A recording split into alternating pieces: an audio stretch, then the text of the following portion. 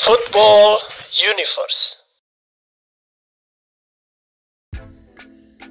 Meski telah lolos kualifikasi ronde kedua, tetapi timnas Irak bertekad kalahkan Indonesia di Jakarta. Pelatih Jesus Casas membawa semua pemain inti pada tanggal 6 Juni nanti. Berikut kisahnya.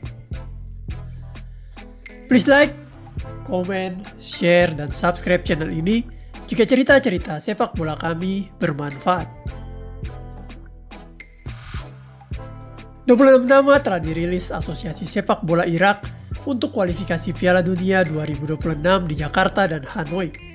26 nama ini tak jauh berbeda dari skuad Irak di Piala Asia 2024 kemarin. Pelatih Jesus Casas membawa hampir semua pemain intinya dan berharap anak asuhnya dapat menjinakkan Indonesia di Jakarta. Casas membawa 4 orang kiper, yaitu Jalal Hasan, yang adalah kiper utama mereka sejak Piala Asia kemarin, plus 3 orang kiper debutan, yaitu Hussein Hassan, Ali Kadim, Kamil Saad. Sepertinya Casas ingin bereksperimen dengan 3 nama baru ini, karena memang kiper utama mereka Jalal Hasan sangat membutuhkan pelapis yang sebanding dengannya. Lalu di barisan pertahanan, Casas membawa 9 nama yang 8 diantaranya sudah memperkuat Irak di Piala Asia kemarin. Hanya ada 1 nama pemain muda yang kini dicoba Casas untuk naik kelas dari pemain U23 ke pemain senior, yaitu Ahmed Maksdi. Selain dia, nama-nama seperti Rebin Sulaka, Akam Hasim, Frans Putros, Said Tasen, Manaf Yonis, Ahmed Yahya, Hussein Ali, dan Mustafa Saudun semuanya sudah pernah menghadapi Indonesia baik di Baghdad maupun di Piala Asia Qatar kemarin. Di lini tengah, Casas membawa 11 nama yang tak asing di telinga kita, karena mereka juga sudah beberapa kali berhadapan dengan skuad Garuda. Amir Al-Amari, Osama Rashid, Safa Hadi, Ali Jasim, Basar Resan, Loai Al-Ani, Iqbal Sidan, Ibrahim Bayes, dan Yosef Amin masih menjadi pilihan utama Casas. Dan ditambah dia memanggil 2 pemain debutan yang bernama Marco Faraj dan Muhammad Altai. Casas sangat fokus untuk pemilihan pemain tengahnya karena dia tahu bahwa kekuatan Indonesia meningkat beberapa kali lipat sekarang pasca kedatangan Tom Haye dan beberapa pemain sayap serang baru seperti Nathan Cho dan mungkin Calvin Verdong. Untuk barisan penyerang, Casas hanya membawa 2 nama, yaitu Aiman Hussein dan Muhammad Ali. Kedua nama ini adalah striker super tajam Asia, sehingga Casas pasti akan bergantung kepada mereka untuk menjebol gawang Garuda. Casas berharap mereka dapat produktif seperti saat bermain di Irak kemarin dengan menjebol gawang Indonesia sebanyak 5 kali. Meskipun Casas tahu bahwa perkembangan Indonesia saat ini semakin meningkat. Dengan skuad yang sangat lengkap ini, Casas berharap anak asuhnya dapat bermain lepas di Jakarta. Ketika mengetahui bahwa jadwal pertandingan dilakukan jam 4 sore, Casas juga telah mempersiapkan skuadnya untuk berlatih fisik demi mengatasi panasnya Jakarta. Dirinya tak mau mereka kaget dengan cuaca ekstrim Jakarta, sehingga membuat performa mereka menurun.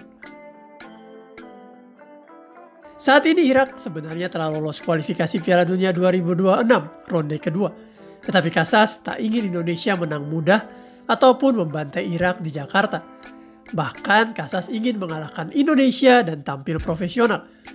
Bagi Casas, kemenangan atas Indonesia akan semakin meningkatkan percaya diri para pemainnya untuk berlaga di ronde 3, karena kelas Indonesia saat ini sudah semakin meningkat. Pemain Indonesia sudah semakin lengkap. Mereka adalah timnas Indonesia rasa Belanda. Dengan mengalahkan Indonesia berarti kami seperti mengalahkan tim Belanda B. Pengalaman ini yang dicari untuk membuat skuad Irak semakin percaya diri, terutama untuk pemain-pemain muda yang jam terbangnya masih sangat minim. Di pertandingan melawan Irak nanti, Indonesia juga diperkirakan akan menurunkan skuad terbaiknya. Nama-nama seperti Jaid Zes, Tom Haye, Ragnar Oratmangun, bahkan jika jadi Calvin Verdong dan Martin Paes yang belum pernah berhadapan dengan kekuatan Irak, sepertinya bakal diturunkan Coach Shin Taeyong. Kemenangan adalah hasil yang diincar Indonesia, Dan mungkin STY juga ingin balas dendam atas 3 kekalahan terakhir dari skuad Irak.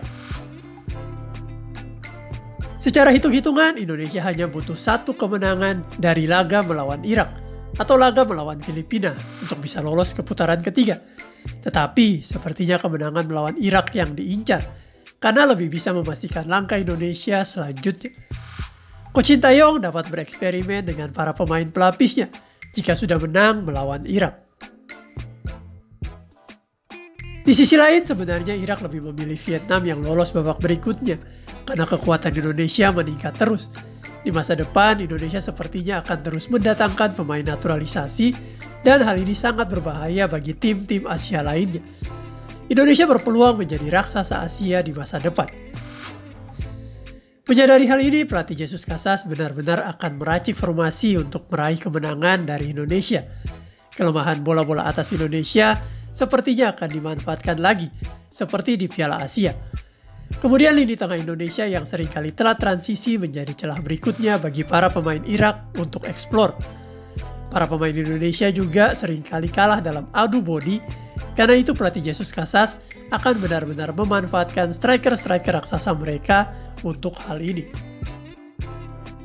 Jika Indonesia kalah lagi dari Irak, maka kepercayaan diri para pemain Garuda akan semakin menurun. Perpecahan dalam skuad Garuda juga akan terjadi. Hal ini yang mungkin dapat melemahkan kekuatan timnas Indonesia di masa depan. Sehingga ketika melawan Filipina, mereka tampil semakin buruk. Tetapi semua yang dipikirkan Casas bersama skuad Irak tentunya tak luput dari analisa Sintayong. Beliau telah jauh-jauh hari mempertimbangkan semua kemungkinan yang bakal terjadi. Skuad terbaik pun telah dipanggil untuk menjalani pemusatan latihan sejak akhir Mei. Dan semua pemain keturunan siap datang untuk memperkuat Garuda. Bermain di GBK juga merupakan sebuah keuntungan bagi tim Garuda karena akan didukung 50.000 supporter Indonesia. Kemeriahan stadion GBK kemungkinan akan membuat skuad Irak agak ciut. Sehingga momen ini dapat dimanfaatkan Sintayong untuk mengalahkan Irak. Jika Indonesia mampu menang di pertandingan ini, maka kemungkinan Indonesia untuk lolos Piala Dunia 2026 semakin terbuka lebar. Kita doakan saja yang terbaik bagi timnas Garuda. Maju terus, Garuda!